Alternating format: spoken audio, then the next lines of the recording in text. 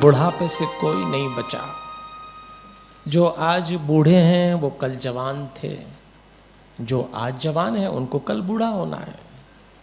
और जवानी वो होती है जो जाके नहीं आती, और बुढ़ापा वो होता है जो आके नहीं जाता, ये लेके ही जाता है। आना तो सबको है, इसलिए बड़े बूढ़े होने पर भी आपकी भी तैयारी होना चाहिए। ये भागवत, ये ग्रंथ आपसे कह रहा है, वृद्ध व्यक्ति योग के जितना निकट होगा उसका मन उसका नियंत्रण में होगा और उसकी देह उसको कम तकलीफ देगी। कितने दिन करेंगे आप ये पूजा? इस हाथ से माला कितने दिन जपेंगे? एक दिन उंगलियां माला जपने लायक नहीं रहेंगी, एक दिन ये नेत्र दर्शन नहीं कर पाएंगे, एक दिन ये कान कथा नहीं सुन पाएंगे, एक दिन ये पैर आपको मंदिर तक नहीं ले जा पाएंगे, और एक दिन आपके घर वाले आपको वेंटिलेटर में ही डाल देंगे। फिर क्या करोगे? सब ठाकुर जी व्रत उपास घर में रह गए।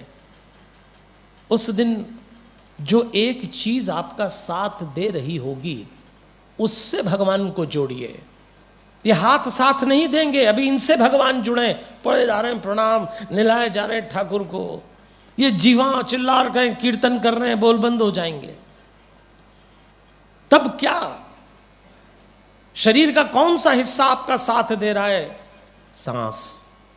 सिर्फ आप सांस ले रहे होंगे, इसलिए हर सांस पे भगवान को जोड़िए, और सांस से भगवान को जोड़ने का नाम ही मेडिटेशन है। इसलिए मैं हनुमान चालीसा से ध्यान कराता हूँ और आपसे निवेदन करता हूँ रोज अभ्यास करिए। अभी तो मैं आपके साथ हूँ, वरना जब शांतम बनाए वहाँ आके सीख लेना।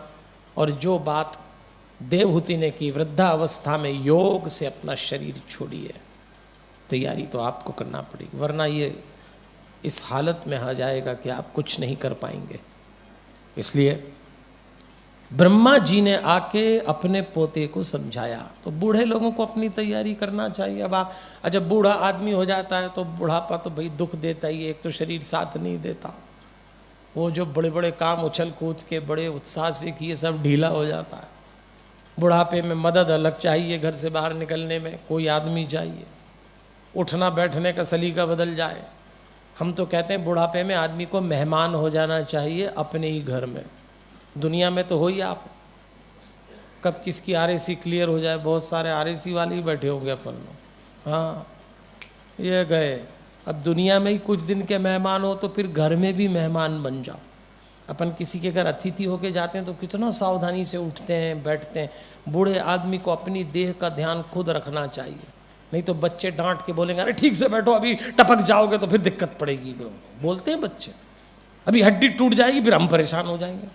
और सही बात है, वो काम धंधा करे, किसके पास टाइम है भाई? पहले 5-7 बच्चे होते थे, पहले के लोग 5-6 बेटे बेटी पैदा इसीलिए करते कि एक खाली रहे अपने बुढ़ापे में समा।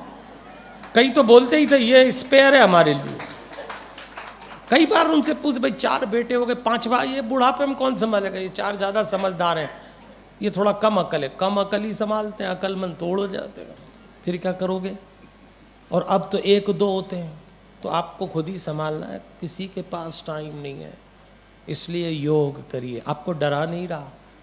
पर कई बूढ़े अपनी स्थिति खुद ही बिगाड़ लेते हैं। देखो, एक गाँव के बाहर एक माई बैठी रो रही, बूढ़ी माई रो रही, तो गांव के लोग निकले, उन्होंने देखा तो उन्होंने कहा क्यों माई, क्यों रोती हो?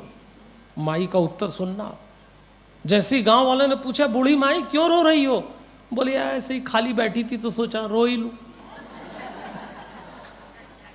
कई डोकरे डोकरी ऐसे ही दुखी होते हैं, कोई दुख नहीं, कोई दुख नहीं इसीलिए दुखी।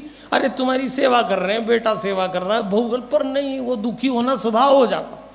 कुछ भी कर लो आप, ये ना करिए।